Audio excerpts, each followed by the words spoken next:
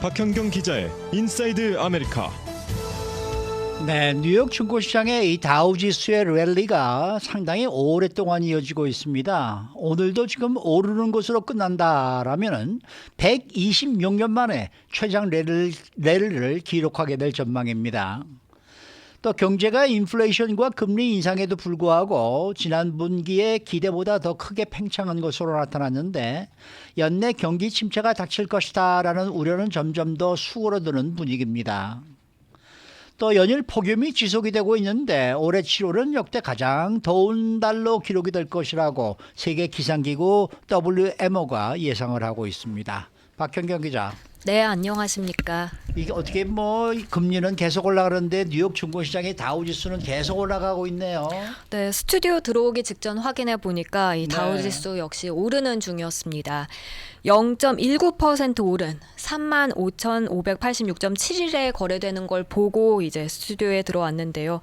만약 오늘 이런 추세가 장 끝날 때까지 지속돼 상승 마감하게 된다면 네. 14일 연속으로 상승하게 되는 것입니다. 네, 다우지수가 14일 연속 상승하는 것은 정말 오랜만에 생기는 일이 아닙니까?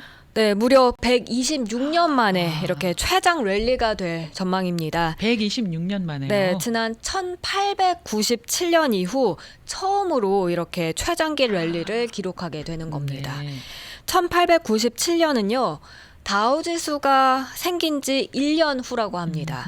그러니까 사실상 다우지수가 탄생한 이후에 최장 기간 랠리가 되는 셈인데요. 그래서 오늘 과연 다우지수가 최장 랠리라는 기록을 세울 수 있을지, 그런 기록이 나올 수 있을지 주목됩니다. 네.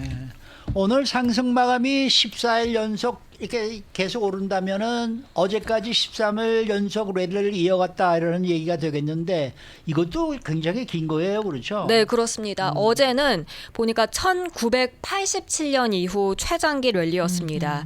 어제 연준이 금리를 인상했음에도 불구하고 이렇게 다우지수는 0.23% 상승해서 13일 연속 랠리를 이어갔는데요. 그렇게 블랙 먼데이가 발생했던 1987년 이후 가장 긴 상승세를 기록했습니다. 그러면 앞으로는 어떨까요? 다우지수 랠리가 계속 지속되어 나갈 수 있을까요? 그 가능성이 얼마나 되나요? 당장 오늘 어떻게 끝날지를 예측하는 건 아니고 예. 추후 이 다우지수의 랠리가 지속될 가능성이 커 보인다는 게 전문가들의 예상입니다. 네.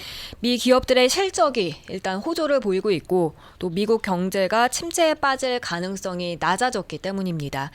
우선 이 다우 종목인 보잉은 어제 시장의 예상을 상회하는 실적을 발표해서 주가가 8.72% 급등한 데 이어서 오늘도 1% 넘게 오르고 있고요. 네. 또 다른 다우 종목인 맥도날드 역시 2% 가까이 상승 거래되고 있습니다.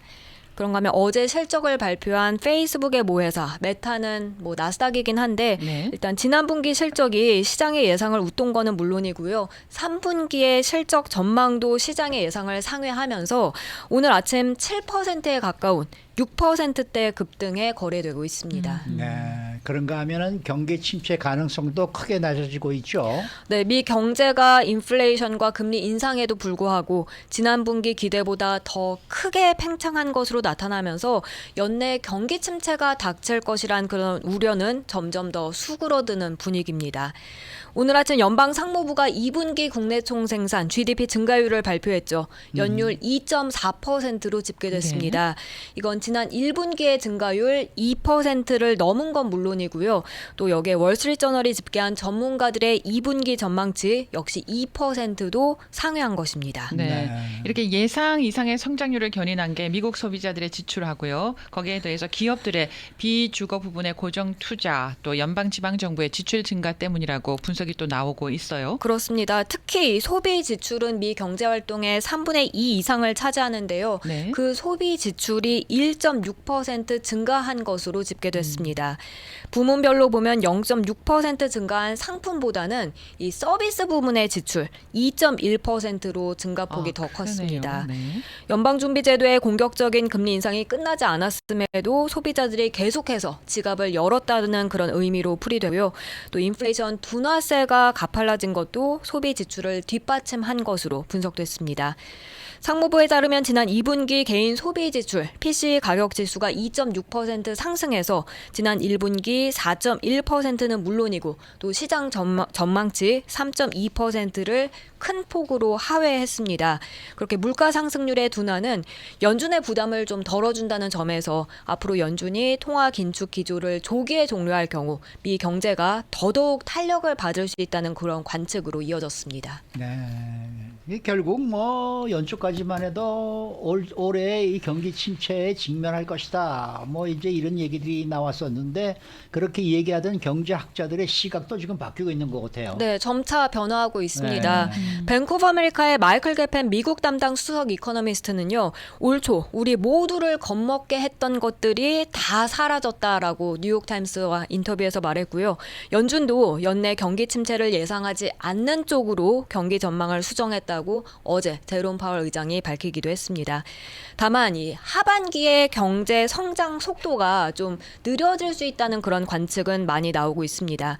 왜냐하면 연준 통화 정책이 제대로 효과를 발휘하는 데 걸리는 이른바 정책 시차 이런 걸 고려해야 한다는 평가고요. 또 팬데믹 기간 소비자들이 축적해 놓은 그 초과 저축이 이제는 점차 말라가고 있다. 이래서 이런 점 때문에 성장 속도는 다소 느려질 수 있다는 관측이 나오는 상황입니다. 네. 자, 다음 소식입니다. 이달 7월이요. 역대 가장 더운 달로 기록될 것으로 전망된다는 소식이에요. 네, 세계 기상 기구 WMO가 올해 7월이 역대 가장 더운 달로 기록될 것이라고 전망했습니다. 네. WMO는 오늘 보도자료를 내면서 이처럼 발표했는데요. 올해 7월의 첫 3주를 보면 지구가 가장 더웠던 3주로 확인됐다고 했습니다. 그리고 이어 마지막 주 추세까지 고려할 때 7월 전체로 봐도 역시나 그렇게 될 것이라고 전망했습니다. 이런 예측은 어떤 데이터를 토대로 한 겁니까? 유럽연합 EU 기후변화 감시기구인 코페르니쿠스 기후변화 서비스 C3S의 관측 데이터를 바탕으로 했습니다. 이 데이터에 따르면요. 올해 7월 6일 전 세계 평균 지표면 기온이 섭씨 17.08도였습니다. 역대 1일 평균 지표면 기온 최고치를 기록한 것입니다. 이전 최고 기록은 2016년 8월 13일이었는데 당시 16.8도였고요. 그리고 올해 7월 1일에서 23일 전 세계 평균 지표면 기온은 16.95도, 거의 17도에 달했습니다. 이는 기존 월간 전 세계 평균 지표면 기온 최고치 16.63도, 2019년 7월에 세워졌던 건데 이걸 크게 웃도는 수치입니다. 그래서 WMO는 이런 추세에 비춰서 올해 7월이 역대 가장 더운 달이 될 것이 유력하다고 예상했습니다. 그런데 더 중요한 게 이게 지구 온도가 올라가는 추세의 일부분이라면서요? 네, CS3 국장이 이 예. 기록적인 기온은 지구 온도가 급격하게 상승하는 추세의 일부라고 평가했습니다. 네.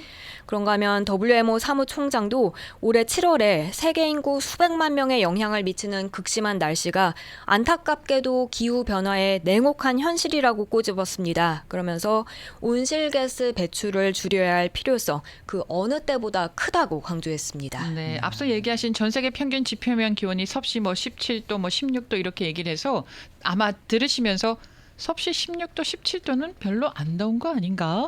이렇게 또 오해할 수도 있을 것 같은데 지구 전체를 전체를 한 거예요. 네. 이거는 극지방도 있는 그러니까 거고. 맞아요. 이게 보통이 아닌 거죠. 그렇죠. 그러나 저는 궁금한 게 과연 언제부터 우리 인류는 이러한 지표면 기온을 세웠을까? 네. 이게 도대체 몇 년 만에 지금 최고 기온이니까 음흠. 이것도 사실 좀 궁금하긴 해요. 그렇네요. 이렇게 뭐 전체적인 전 세계 이 전 지구의 기온을 정말 전체적으로 재기 시작한 게 과연 언제라 될까? 이게 그렇게 오래되지 않을 것 같은 느낌이 네. 들거든요. 시작했을 때와 지금 올해하고 어. 비교를 해보면은 얼마나 온도가 올라갔는지 확연하게 좀 글쎄요. 느껴지겠는데 그러니까 참 말입니다. 여러 가지 그러한 저 질문들이 좀 있기도 한데 네. 예, 그런 걸 물어보면 또 우리 박형인 기자가 너무 힘이 드실 테니까.